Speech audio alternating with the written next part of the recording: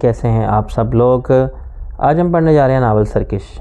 Novel شروع کرنے سے پہلے میری آپ لوگوں سے گزارش ہے، اگر آپ لوگ میرے چینل پر نئے ہیں تو میرے چینل کو کر لیجئے سبسکرائب، اور سبسکرائب کے ساتھ ساتھ چینل کو شیئر ضرور کیجیے گا، اور ہاں بیل آئیکن کا دبانا ہرگز مت بھولیے گا تاکہ میری ہر آنے والی نئی آڈیو آپ کی سماعتوں تک پہنچ سکے۔ بغیر دیر کیے ناول کا کرتے ہیں آغاز۔ لڑکی کی مسکراہٹ روشن تر ہو گئی، وہ دیوار سے جڑے ہوئے تھی۔ بیڈ کی طرف اشارہ کرتے ہوئے شیریں لہجے اور ٹھہری ٹھہری انگریزی میں بولی، مسٹر چودھری آپ اس بیڈ پر تشریف لے آئیے اور آرام کیجیے۔ شاید اسے اندیشہ تھا کہ زیادہ روانی سے انگریزی بولنے پر میں آسانی سے سمجھ نہیں سکوں گا۔ بیڈ زیادہ لمبا چوڑا نہیں تھا، مگر پھولا پھولا، گدیلا اور آرام دہ نظر آ رہا تھا۔ میں اسٹریچر نما بیڈ سے نیچے اترے بغیر ہی بیڈ پر منتقل ہو گیا۔ میرے جسم پر اس وقت وہی شب خوابی کا لباس تھا جو اپنے میں گھر میں پہن کر سویا تھا۔ بیڈ بہت آرام دہ تھا اور میرے جسم پر ابھی تک نقاہت کا غلبہ تھا۔ میں آرام سے لیٹ گیا۔ لڑکی نے اسٹریچر نما بیڈ کی ایک پائے کو چھوا، شاید اس میں کوئی ٹچ بٹن موجود تھا۔ بیڈ جس طرح اس کمرے میں پہنچا تھا بالکل اسی طرح واپس روانہ ہو گیا۔ کمرے سے نکلتے ہی تنگ سا مستطیل دروازہ بند ہو گیا اور کمرہ چاروں طرف سے کسی خوبصورت اور آراستہ بڑے سے صندوق سے مشابہ دکھائی دینے لگا۔ میں اب بھی گہری نظروں سے لڑکی کا جائزہ لے رہا تھا۔ اس کے چہرے پر کسی اسکول کی نوخیز لڑکی جیسی معصومیت تھی۔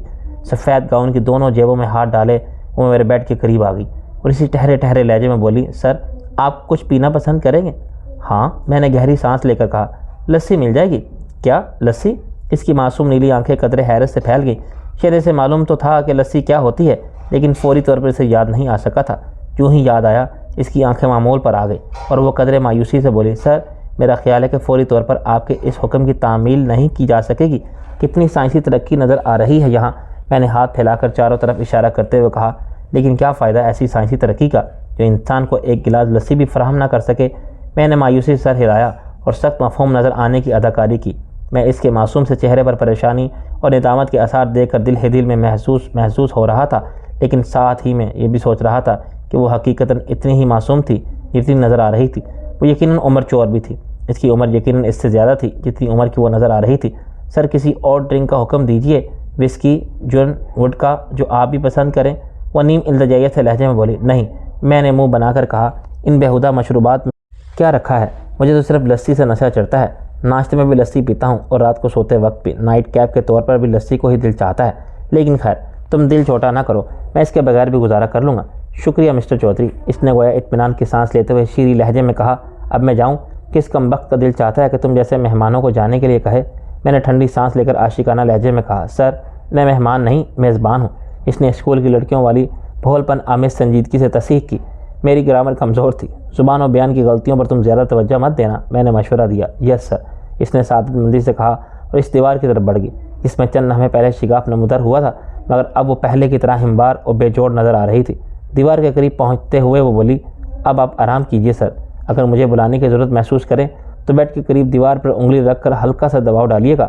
ایسے خطرناک رازوں سے مجھے آگاہ مت کرو، میں نے کراہ کر کہا۔ ایسا نہ ہو کہ میں اس دیوار سے ہی ٹیک لگا کر سو جاؤں۔ وہ محتاط انداز میں دھیرے سے ہنسی اور بولی، آپ بہت دلچسپ آدمی ہیں سر۔ یہ ایک نہایت ہی رسمی سا ریمارک تھا۔ اس نے میرے جواب کا انتظار نہیں کیا۔ اس نے اپنے سامنے کی دیوار پر انگلی رکھی اور ویسا ہی تنگ سا مستطیل دروازہ پیدا کیا جیسا کہ میرے اسٹریچر نما بیڈ کے اس کمرے میں آتے وقت پیدا ہوا تھا۔ وہ باہر جا چکی تھی تو دیوار کا وہ شگاف بھی برابر ہو گیا تھا۔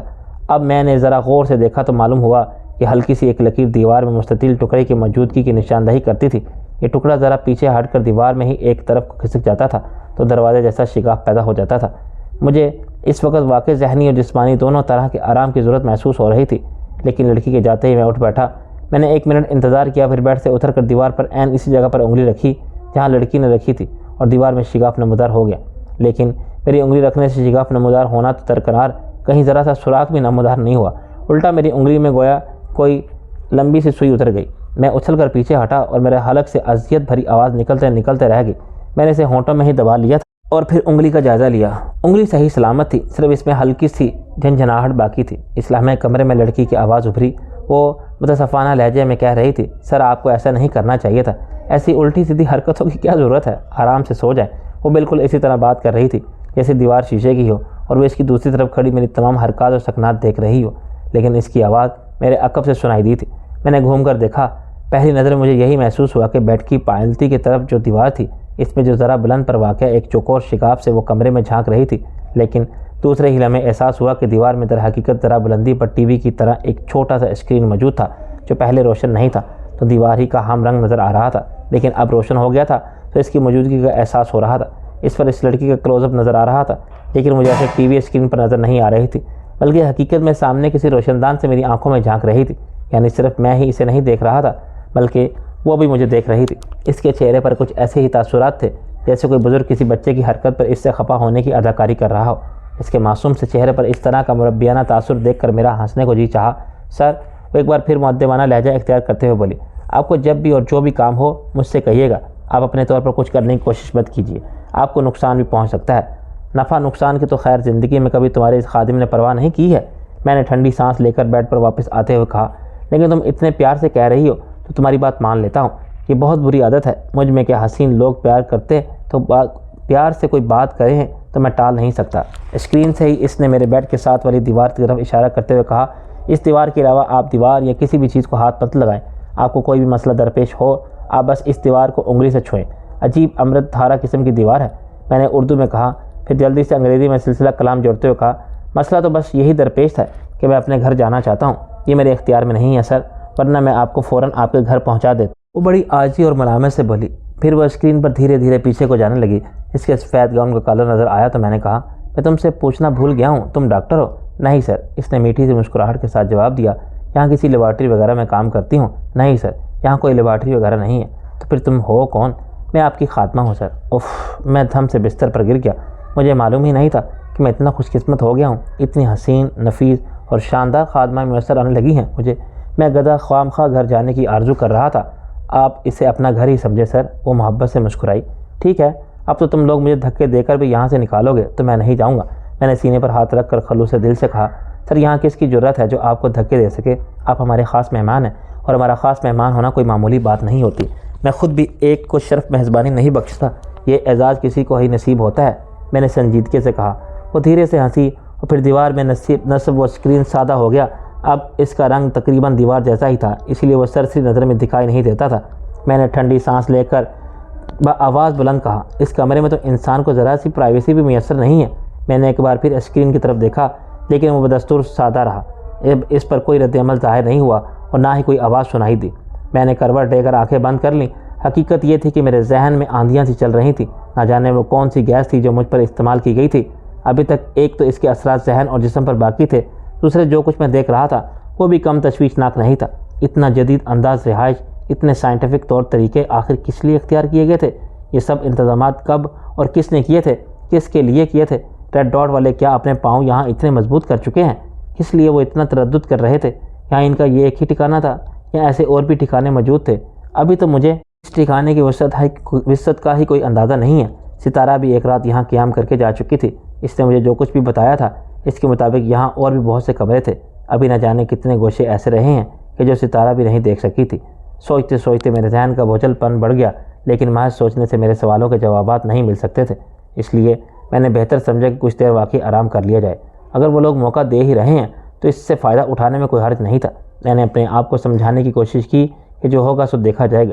اپنے اس پرانے فارمولے پر عمل کرتے ہوئے میں جلد ہی سو گیا۔ جب میری آنکھ کھلی تو مجھے کچھ اندازہ نہیں ہو سکا کہ میں کتنی دیر سویا تھا، کیونکہ میری کلائی پر گھڑی نہیں تھی اور کمرے میں پھیلی ہوئی سفید روشنی سے بھی یہ اندازہ نہیں ہوتا تھا کہ اس وقت دن ہے یا رات۔ وہ دن کے اجالے اور ٹیوب لائٹس کی روشنی دونوں ہی مختلف تھی اور اس سے قدرتی روشنی کا بھی گمان ہوتا تھا اور مصنوعی روشنی کا شبہ بھی۔ وہ پوری چھت سے پھولتی محسوس ہوتی تھی، یہ نہیں کہا جا سکتا تھا کہ چھت میں کہیں روشنیاں نصب تھیں، پوری چھت میں یکساں روشن تھی۔ چند انگرائیاں اور جمائیاں لینے کے بعد میں نے سیدھا ہو کر بیٹھ گیا۔ اب میں اپنے آپ کو بالکل تازہ دم اور توانا محسوس کر رہا تھا، اس طرح عام حالات میں محسوس کرتا تھا، لیکن میں نے پوری کوشش کی کہ اپنے چہرے پر اضحملال کی طاری رکھوں، مستعد اور پوری طرح بیدار نظر نہ ہوں۔ پھر میں نے کن اکھیوں سے دیوار گیر اسکرین کی طرف دیکھا، وہ بدستور سادہ تھا، لیکن نہ جانے کیوں کچھ ایسا محسوس ہو رہا تھا جیسے کوئی آنکھ تھی جو میری خلوت میں جھانک رہی تھی۔ جب لڑکی اس اسکرین پر مجھ سے مخاطب تھی تو اس کے انداز سے ظاہر تھا کہ اسے میری بھی تمام حرکات و سکنات دکھائی دے رہی تھی، لیکن اس طرح کا screen close circuit T V کیمرے کا بھی کام دیتا تھا، یہ میری معلومات کے مطابق ممکن نہیں تھا۔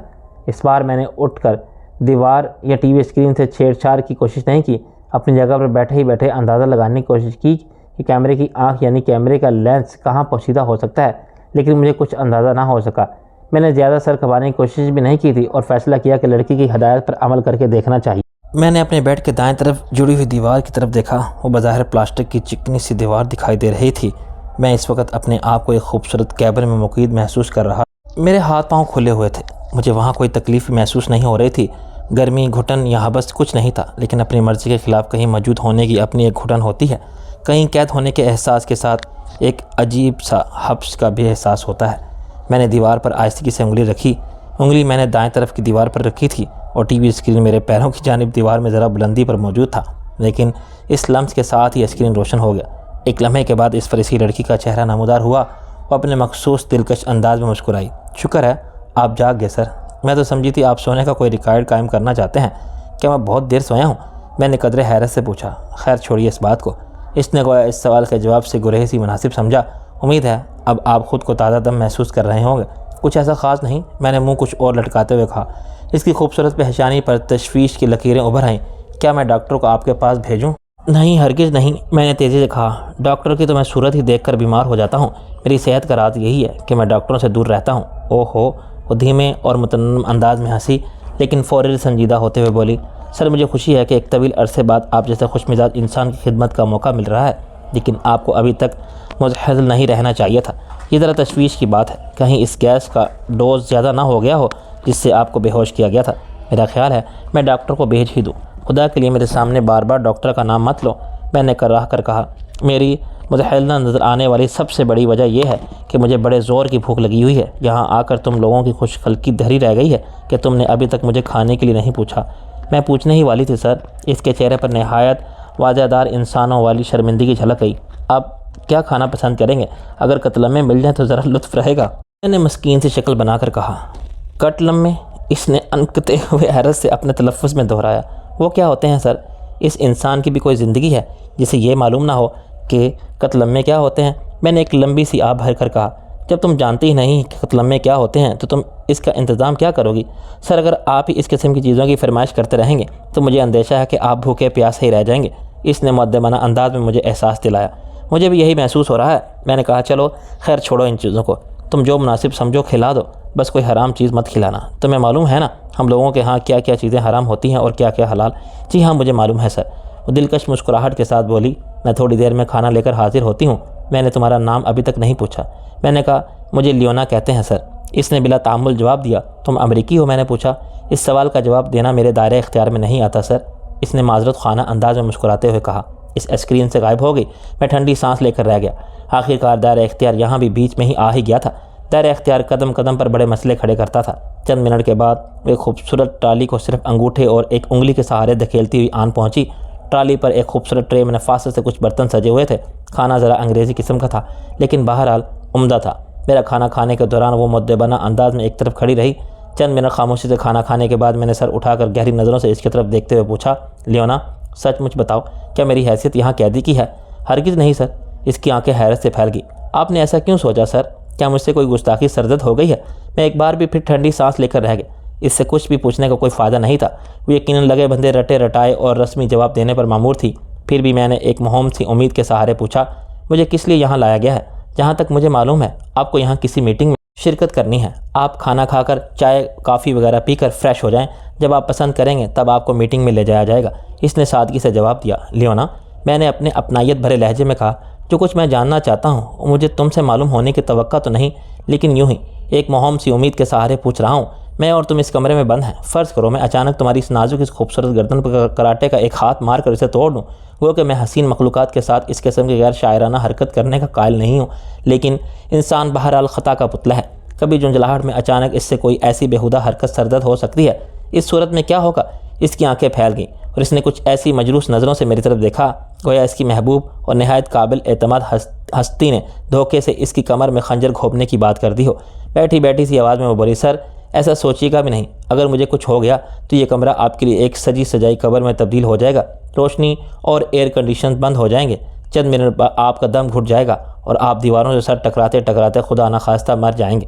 یہاں کی ہر چیز انبریکیبل اور فل پروف ہے، آپ کوئی دروازہ توڑ نہیں سکیں گے، کسی چیز کسی جگہ اتنا سا شگاف بھی نہیں بنا سکیں گے کہ ایک ہاتھ ہی باہر نکال سکے۔ کوئی آپ کو یہاں سے نکالنے نہیں آئے گا، بلکہ نہ جانے کتنے دنوں تک کوئی یہ بھی دیکھنے نہ آئے کہ آپ کی لاش کس حال میں ہے اور اگر میں تمہیں یرغمال بنا لوں؟ میں نے بدستور سنجیدگی سے پوچھا۔ نہ جانے کیوں مجھے امید تھی کہ اس کے پاس ایٹمی کیمیائی یا شعاعی قسم کی کوئی ہتھیار نہیں ہوگا، جیسے کہ عموماً سائنس فکشن پر مبنی فلموں میں لڑکیوں وغیرہ کے پاس ہوتا ہے، جس کا ٹریگر دباتے ہی وہ کشتوں کے پشتے لگا دیتی ہیں، انسانوں کو بھاپ بنا کر اڑا دیتی ہیں یا چٹانوں کو ریزہ ریزہ کر دیتی ہیں۔ اس نے بھی میرے خیال کی تصدیق کر دی، دونوں ہاتھ اٹھاتے ہوئے بولی، آپ چاہیں تو ایسا کر سکتے ہیں سر، میرے پاس کوئی ہتھیار تو کیا نیل کٹر تک نہیں ہے، ویسے بھی میں ہاتھا پائی وغیرہ پر یقین نہیں رکھتی، میں ایک امن پسند، مہذب اور شائستہ لڑکی ہوں، مجھے یرغمال بنانے میں آپ کو ذرا بھی وقت پیش نہیں آئے گا، آپ کو ذرا بھی دقت پیش نہیں آئے گی، لیکن اس کا نتیجہ بھی وہی ہوگا جو میں بیان کر چکی ہوں۔ تو میرے ساتھ ہوگی تب بھی؟ میں نے پوچھا۔ یس سر، اس صندوق میں ایک کی بجائے 2 لاشیں پڑی ہوں گی۔ اس نے سر جھکاتے ہوئے جواب دیا۔ تمہیں بھی کوئی بچانے نہیں آئے گا؟ میں نے بے یقینی سے پوچھا۔ نہیں سر، یہ کوئی ضروری تو نہیں، وہ بے پرواہی سے بولی۔ یہی قدر ہے تمہارے ہاں کارکنوں کی؟ میں نے اپنے لہجے پہ طنز سمونے کی کوشش کی۔ ریڈ ڈاٹ یہی صلہ دیتی ہے اپنی جان نثاروں کی خدمات کا؟ میں ریڈ ڈاٹ کی ایک ادنیٰ خادمہ ہوں سر، اگر میری جان کسی کام آ جائے تو میں اسے اپنے لیے فخر میں سمجھوں گی۔ یہ اعزاز ہر کسی کو کہاں نصیب ہوتا ہے۔ اس کے لہجے میں زمانے بھر کا خلوص اور عقیدت سمٹ آئی تھی۔ مجھے ایسی تنظیموں کے بارے میں پڑھ کر یا کسی بھی ذریعے سے ان کے بارے میں جان کر سخت حیرت ہوتی تھی، جو خواہ کیسے ہی مذموم مقاصد کے لیے کام کر رہی ہوتی تھی، لیکن ان کے کارکنوں کا ایمان ہوتا تھا کہ وہ نہایت ہی اعلیٰ عرفہ اور عظیم ترین مقاصد کے لیے کام کر رہے ہیں، اور وہ بڑی خوشی سے اس راہ میں جان دے کر اس طمانیت کے ساتھ دنیا سے رخصت ہوتے تھے، گویا انہوں نے عظمتوں کی نہ جانے کون سی بلندیوں کو چھو لیا اور بنی نوع انسان کے لیے وہ زمین پر نہ جانے کون سی جنت تخلیق کر کے جا رہے ہیں۔ مجھے حیرت ہوتی تھی کہ جن لوگوں کے ہاتھوں میں قربانی کے ان بکروں کی تکمیل ہوتی تھی، وہ انہیں کون سا تعویذ کھول کر پلاتے تھے، کون سی گدڑ سنگی سنگھاتے تھے کہ ان میں اپنی کوئی قوت فیصلہ اور اپنے طور پر صحیح و غلط میں امتیاز کرنے کی کوئی صلاحیت ہی نہیں رہ جاتی تھی۔ انہیں کچھ بھی نظر نہیں آتا تھا اور کچھ بھی سنائی نہیں دیتا تھا، وہ بس نہایت جانثاری سے ان دیکھی بھٹیوں کا ایندھن بننے کے لیے تیار رہتے تھے۔ میں اپنے ساتھی بھی میرے جانثار تھے، وہ بھی میرے احکامات پر آنکھیں بند کر کے عمل کرتے تھے، لیکن ان کی اپنی عقل، اپنا شعور اور اپنی قوت فیصلہ آزاد تھی۔ مجھے معلوم تھا میں ان سے کوئی غلط کام نہیں لے سکتا تھا، کسی کمزور اور بے گناہ پر ظلم نہیں کرا سکتا تھا۔ وہ صرف ظلم اور زیادتی کا جواب دینا جانتے تھے، یا اپنے دفاع کے لیے جو مناسب سمجھتے وہ کرتے تھے۔ میں نے انہیں اس نظریے کے ساتھ زندہ رہنے کی تربیت دی تھی کہ کسی کے ساتھ زیادتی مت کرو اور اپنے ساتھ زیادتی مت ہونے دو۔ چند لمحے اپنی سوچوں میں الجھے رہنے کے بعد میں نے کہا، ایک اور فضول سا سوال بھی پوچھنا چاہتا ہوں۔ وہ صرف ظلم اور زیادتی کا جواب دینا جانتے تھے، یا اپنے دفاع کے لیے جو مناسب سمجھتے وہ کر سکتے تھے۔ میں انہیں نہیں اس نظریے کے ساتھ زندہ رہنے کی تربیت دی تھی کہ اس کسی کے ساتھ زیادتی مت کرو اور اپنے ساتھ زیادتی مت ہونے دو۔ چند لمحے اپنی سوچوں میں الجھے رہنے کے بعد میں نے کہا، ایک اور فضول سا سوال بھی پوچھنا چاہوں گا۔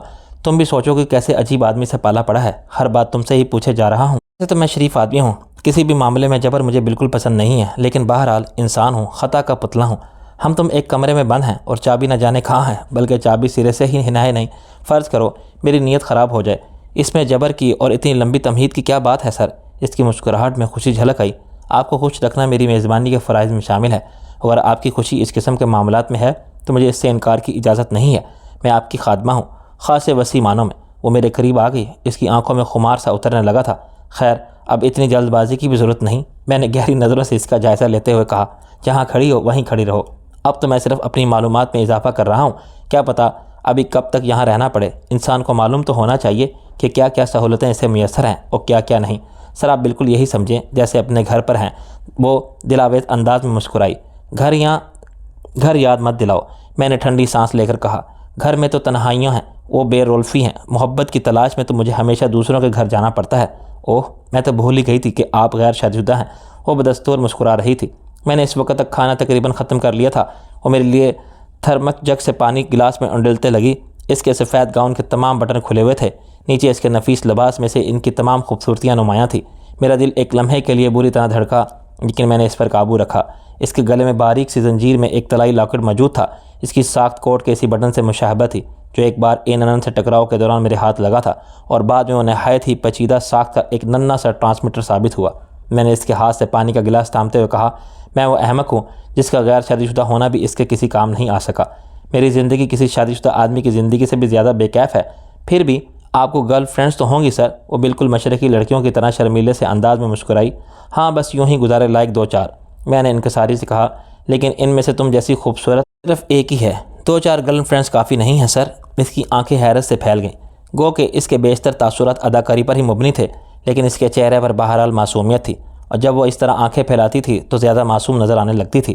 کافی تو نہیں ہے، میں نے پانی کا گلاس خالی کر کے کہا، لیکن ہم مشرقی لوگ قناعت پسند ہوتے ہیں، حرف شکایت زبان پر نہیں لاتے۔ وہ مترنم سے انداز میں ہنسی، پھر اسے گویا میرے الفاظ یاد آئے۔ شرمیلی سی مسکراہٹ کے ساتھ بولی، سر کیا میں خوبصورت ہوں؟ اتنی انجان مت بنو، یہ بات مجھ سے پہلے نہ جانے کتنے لوگوں نے تمہیں بتائی ہوگی۔ نہیں سر، کچھ اتنے زیادہ لوگوں نے تو نہیں بتائی، وہ سادگی سے بولی۔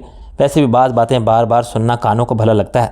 میں نے ٹیشو پیپر سے ہاتھ منہ پونچھنے کے بعد کہا، لیونا تم اتنی اچھی لڑکی ہو کہ میرا دل چاہ رہا ہے تمہیں لے کر کہیں بھاگ چلوں۔ چلو تم میرے ساتھ بھاگ چلو، مجھے امید ہے ہماری زندگی بہت اچھی گزرے گی۔ میری زندگی تو اب بھی اچھی گزر رہی ہے سر، وہ سر جھکا کر بولی۔ تم اسے زندگی کہتی ہو؟ میں نے حیرت سے کہا، اچھی زندگی تو دور کی بات ہے، اسے تو زندگی کہنا بھی زندگی کی توہین لگتا ہے۔ اس صندوق نما پر اسرار کمروں میں بند جانے انجانے مہمانوں کی خدمت میں مؤدبانہ طور پر حاضر، ان کے ایک اشارہ ابرو پر خود کو پیش کرنے کے لیے تیار، یہ بھی بھلا کوئی زندگی ہے؟ تمہیں کسی کے دل کی ملکہ بن کر رہنا چاہیے، کھلی فضاؤں میں گل و گلزار قسم کی جگہوں پر اپنے جیون ساتھی کے ہمراہ دوڑتے بھاگتے لہرانا چاہیے، جس طرح فلموں میں ہیروئنیں سلو موشن میں بھاگتی ہیں لہراتی ہیں۔ تمہیں یہ ملائم ریشمی بال سلو موشن میں لہراتے ہوئے کتنے خوبصورت لگیں گے۔ وہ ایک ٹک میری طرف دیکھنے لگی اور چند لمحے کی خاموشی کے بعد ٹھنڈی سانس لے کر بولی، سر ایک تو آپ کے بارے میں یہ پتہ نہیں چلتا کہ آپ کب سنجیدہ ہیں اور کب مذاق کر رہے ہیں، وہ تو مجھے بھی پتہ نہیں چلتا۔ میں نے شکل پر مسکینی طاری کرنے کی کوشش کی۔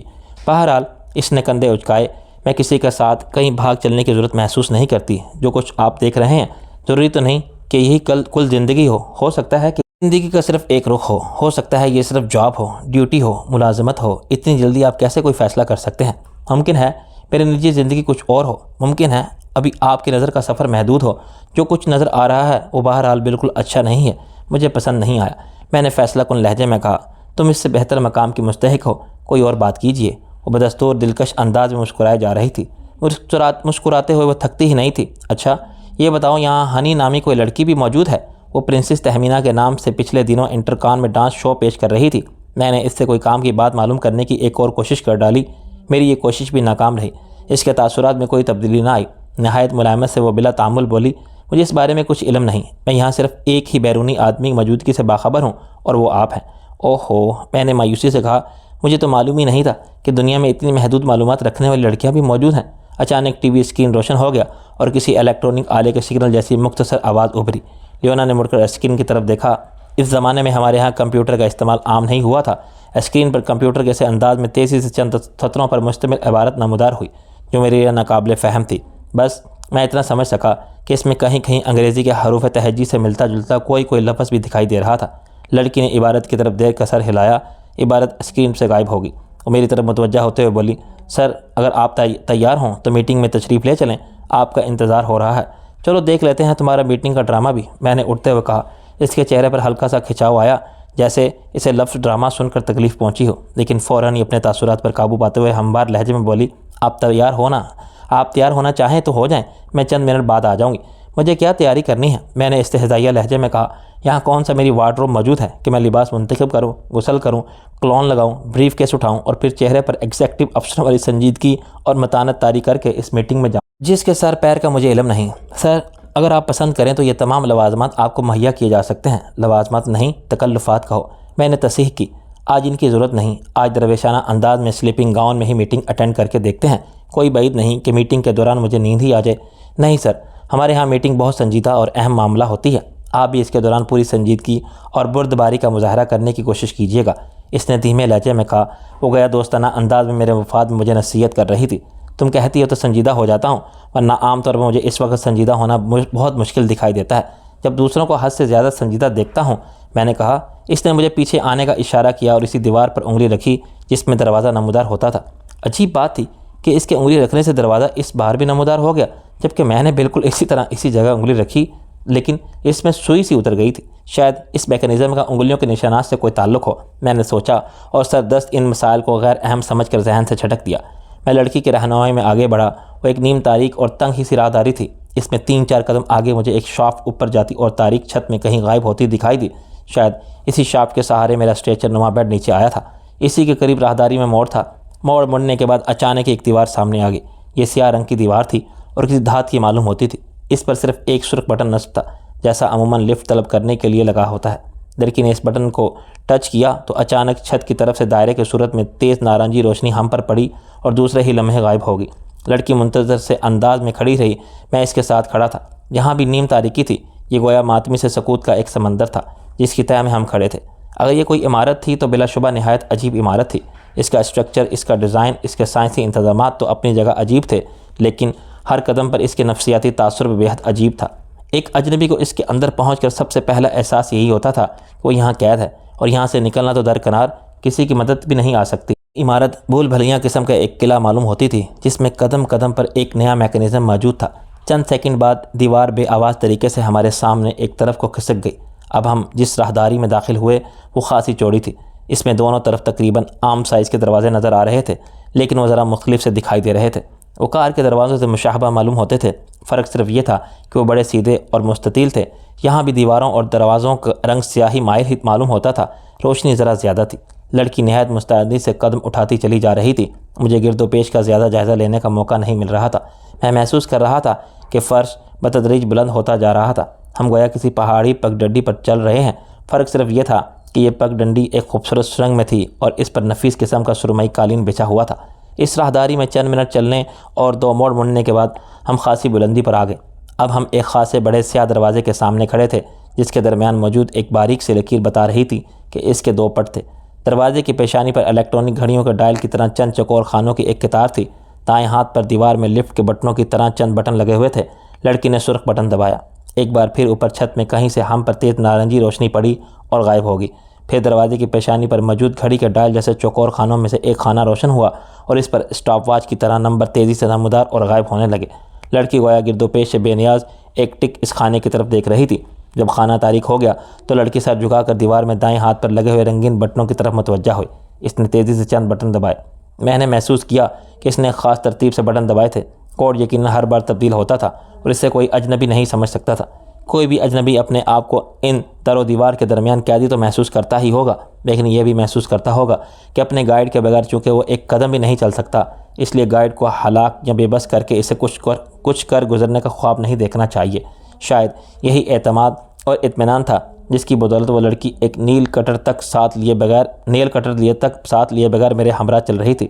اس کے سوا اب تک میں نے وہاں کسی کو ہی نہیں دیکھا۔ ایک لمحے کے توقف کے بعد لڑکی نے سر اٹھا کر دوبارہ چوکور سی جگہ پر پٹی کی طرف دیکھا۔ یوں لگا جیسے کسی غیبی آنکھ نے اس کی طرف اشارہ دیکھ لیا ہو۔